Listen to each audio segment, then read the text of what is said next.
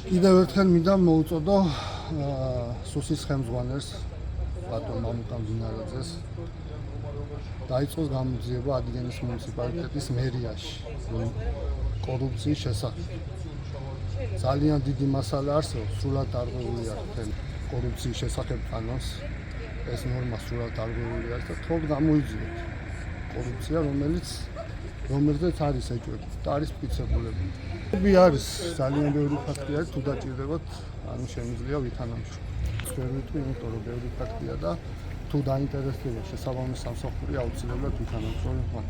მინდა მადლობა გადავუხადო იმ ადამიანებს, ვინც ამ განმავლობაში ჩვენებით მომხმევრდა და მაძლიერებდა და დღეს მეოთხე სხდომა ჩატარდა, სადაც ყველა ვნახეთ ეს მომზადების ხარისხი, რომელიც წარმოადგენდა პასუხი მხარემ ამ წარმომადგენელმა მუნიციპალიტეტის საკრებულოდან. დღეს კიდე გადაიდო სხდომა, ფებრუარში ჩატარდება. თავარი რაც არის ამ პროცესში არის ის, რომ სრულად გაყალბებული არის შესაძლებელი დაინტერესებული მხარე არის სხვა მერი იყო დაინტერესებული პირადად ამ შესაძლებელის მომზადებაში და მოამზადეს საკრებულო აქ არაფერს შუაში არის.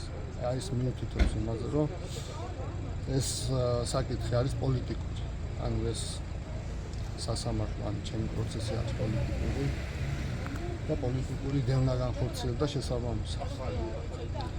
ასევე მინდა ყველა დავარწმუნო იმაში, რომ დადგებათ, რომ სამართლიანობა იზეიმოს და ყველა აგებს პასუხს ჩადენილ ამ დანაშაულზე, რომელიც მათ განახორციელეს. შესაძლებელი შეადგინა მერის იურიდიული სამსახურმა მერის დავალებით უნდა შეედგინა ადიგენის მუნიციპალიტეტის საკრებულოს აპარატის თანამშრომლებს, იურიდს. ან სხვა შესაბამის უფლებამოსილ პირს. ამიტომ ამბობ, რომ ეს არის დარღვეული. რომ არ იყო შესაბამისი არც მტკიცებულება და არც შესაბამისი დოკუმენტაცია, რითაც გაამყარებდნენ ამ შესაძლებელს. ეს შესაძლებელი არის გაკეთებული რაღაც ზერელებით. ან შეუსაბამო ფაქტებით. და იქ არის რაღაცა, ანუ პირადი ინფორმაცია, რომელიც უფლებამოსილება არ ქონდა მერიას და უნდა დაეცვა კანონით.